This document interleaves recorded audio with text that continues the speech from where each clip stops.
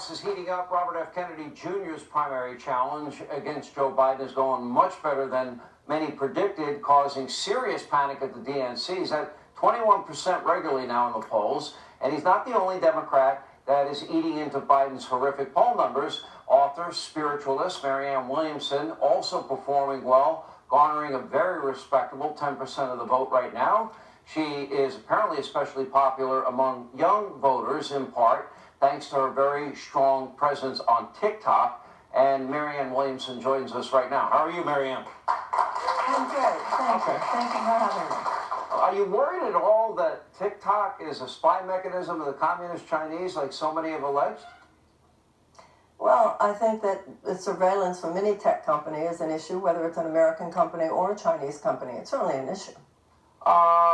If you found out, or if the top security people in the country are telling you that, hey, you're using a platform that the Communist Chinese spy on us, would you take it seriously? Well, I'll tell you something, Sean. The Chinese are spying on us in all kinds of ways. The truth of the matter is there are many, as in millions of young people. If it's definitive. I understand that, but this is where young people are getting their information. And I think that for us to deny that is kind of ridiculous. I think that whatever regulations we have on TikTok, whatever the government decides to do, I'd like to see them be just as strong in regulating American companies as well. So I'm looking at your numbers, and you know what? 10% is not too shabby. That's a very respectable number. Just like Robert F. Kennedy's number, I think is at 21% is very respectable.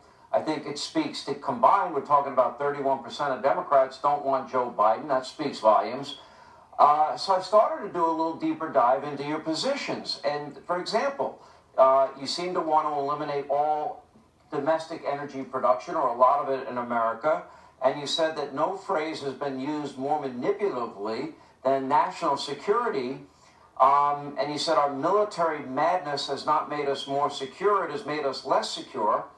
And I'm asking you, to the extent that you see China, Russia, Iran as national security threats, and what would you have done if you were president and the Chinese spy balloon incident happened and the Russia taking down of our drone happened? What would you do in those two cases? Well, I don't think that balloon should have gotten as far inland as it got. What would you have done? Let's be very clear here.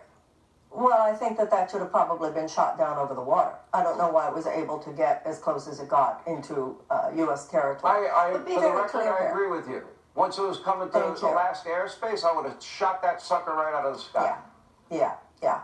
But let's be very clear. What about Russia? What would you have done with the drone incident? Are you talking about Syria? Where are you talking about the drone incident? I'm talking about the Russians taking down one of our drones. Russians taking down one of our drones. Where? You mean one of our drones? What country are you talking about where they took down our drones? It was a high-profile incident that a Russian fighter jet purposely hit and took down an American drone out of the sky, and Joe Biden did nothing. What would you have done? It would depend on where the drone was. You know, we take down drones, they take down drones. This is not the big picture. The big picture is how the U.S. It matters where it was. When Russia is going to take out one of our drones in international airspace, that's where it was. Well, you just said in international airspace. Well, I don't know the case specifically enough. I thought you knew the story. Okay. So what would you do? I didn't know the story. Well, I'd have to... the story of Russia's taking down a U.S. drone in international waters, Airspace. What do you want me to do? Like commit war against Russia because they took down a U.S. drone? You have to be careful with military matters. You can't just go around like you're a cowboy all the time. So if Russia takes down a U.S. drone, listen, we're dealing plenty with Russia in very important ways right now. But I think what's happening, for instance, going on in Ukraine is far more significant in terms of U.S. involvement with military matters in Russia than they're taking down one drone. I don't know any more about that. Do you believe the U.S. should have the meanest, toughest, best military with the greatest technology on the face of the earth for the cause of defending freedom? Because when you talk about the phrase, national security is used manipulatively, that sounds to me like you don't support national defense to the extent we have it. You're absolutely incorrect. Of course, the United States needs a strong military. The way I see military is like a surgeon. If you have to have surgery, absolutely the United States needs to have the best surgeon. But a reasonable person tries to avoid surgery if necessary.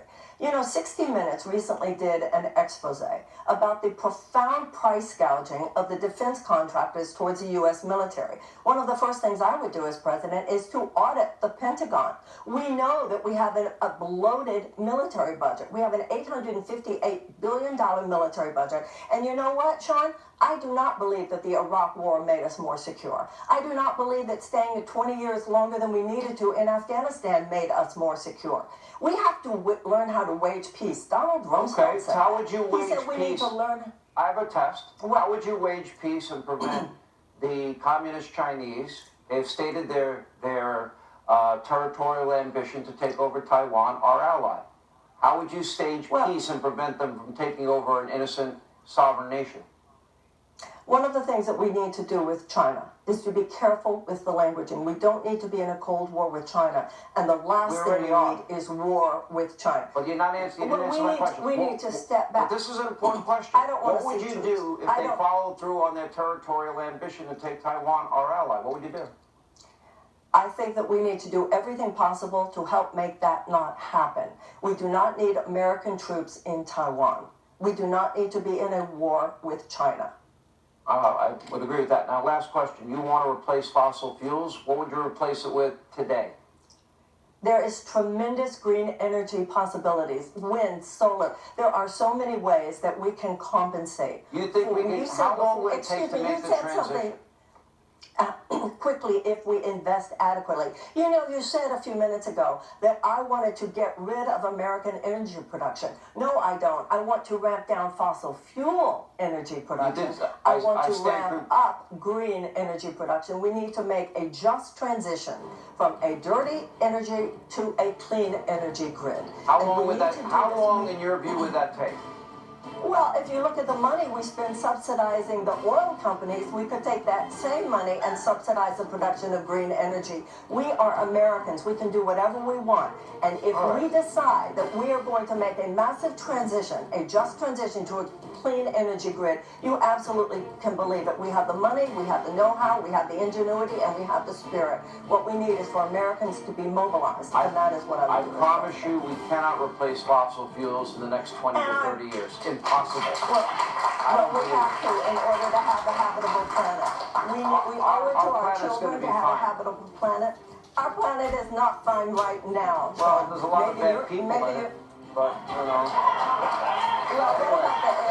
Marianne, thank you. Thank you for coming back. We appreciate the exchange. Thank you, and congratulations on your success. Up next, despite the intense backlash, liberals keep pushing their woke agendas harder than ever. Tommy Lahren, Charlie Arnold, all join me next, and a big program.